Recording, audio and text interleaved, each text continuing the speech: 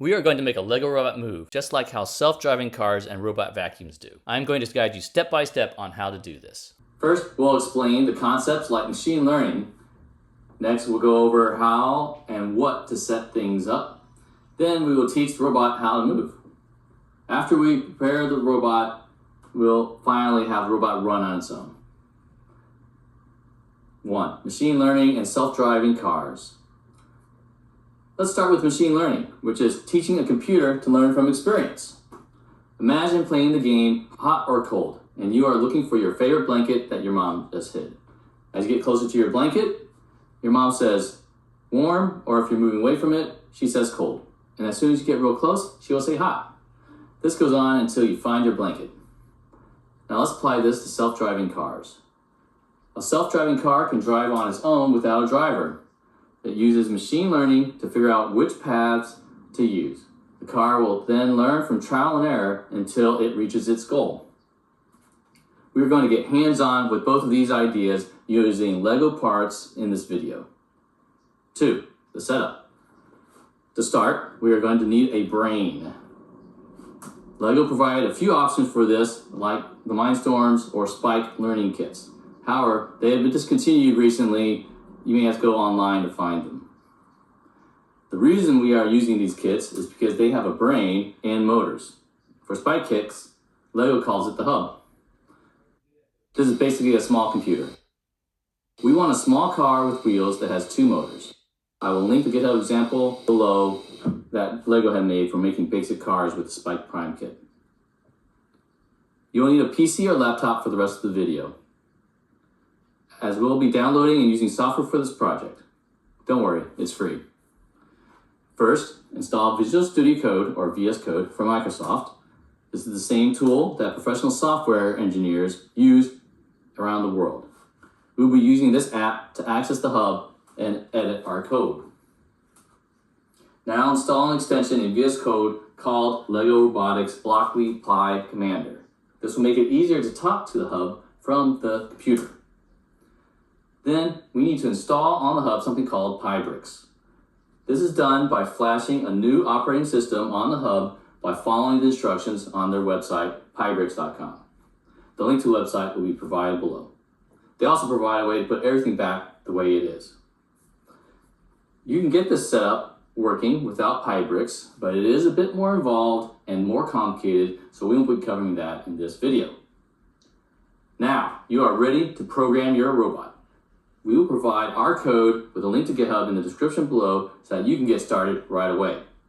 This code will work for the Spike Prime hub. If you are using Mindstorms, then you can try the code from this middle school FLL team called the Gummy Bears that did this a while ago.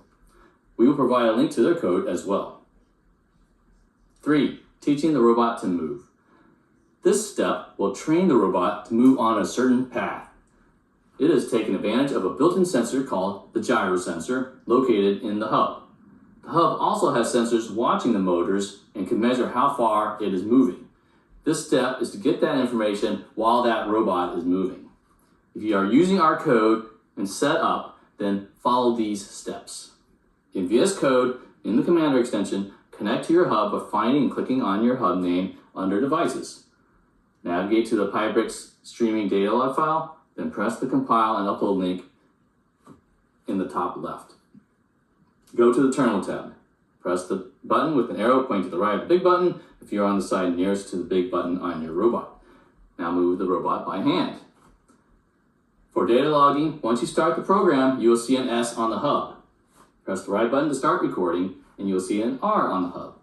Check your computer. If it is working properly, you should see some lines moving along in the Terminal tab on your computer. This is showing all the sensor data being measured by the hub. Move the robot where you want it to go. Press the right button again to stop recording. The hub will show a 1 to indicate that it has logged the data. What you have done here is similar to how you learn how to do some sport like basketball or soccer. Your brain normally tracks how your muscles move to do certain actions.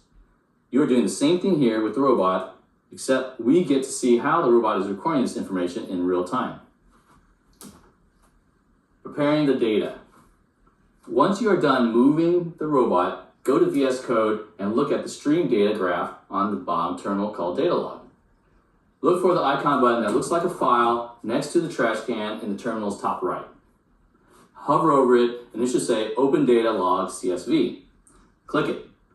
Go to the new CSV file and preferably move it to the logs folder and rename it to something that is easy to read, like this. To see which test it is, look for the largest number already in there and add 1 to it in the new log's name. For example, if the most recent log is this, then rename your brand new log you just took to be this. Follow these steps to create a graph from your data. Go to Sheets, open a new sheet, and click File, Import, Upload, Browse. Find the CSV file you just logged and select that file. Change the option to replace current spreadsheet in your empty sheet and select the B and C columns and select Insert Chart. Change the chart to a line chart and check in these boxes. Use row 1 as a header and use column B as labeled. Go to Customize Series, check in the box trend line, pick the trend line to be a polynomial, and usually we use 5 or 6 for the degrees. Check in the box Show R2 and copy down the R2 or memorize it for now. Change the settings for Show R2 to use equation, copy the equation. If you look at the data, what is being tracked is the time, distance, and gyro angle. The gyro angle is showing how the robot is oriented and it is represented in degrees. Once you have made a curve of the data, you will generate the mathematical equation or secret sauce from this. This equation is what the robot will use to move on its own. Record the R2 value. We will talk about this in a bit. 5. Getting the robot to move. Go to the autonomous data logging file where there is a section where you see an equation. Replace that equation with your own and make sure you fix any errors in the equation, as it normally shows something like this in the sheets, but you actually want to change it to this, adding more asterisks after X to match. The hub uses this equation to figure out what direction the robot should be headed when it has moved to a certain distance. The code that we have provided will then adjust the motors attached to the wheels to try to orient the robot while it is moving. There's also a line in the code where you can update the R2 value, which in the tech world is called the accuracy score. This indicates how accurate your equation is to your original data. This number ranges from 0 to 1, where 1 is a perfect match. Change the R2 value to the 1 given in the graph. There's also an area in the code where you upload the distance. Go check your graph and look for the maximum distance in your data and put that as the distance in the file. Save your code and then upload it to the hub. Run it and see your robot move. Congratulations, you have just made your robot move on its own. You did not just program the robot, but trained it using machine learning, which is a building block of AI. Feel free to play around with the numbers and the graphs to see how it affects your robot. Have fun and experiment. Everything aside from the bricks are open source and free to download.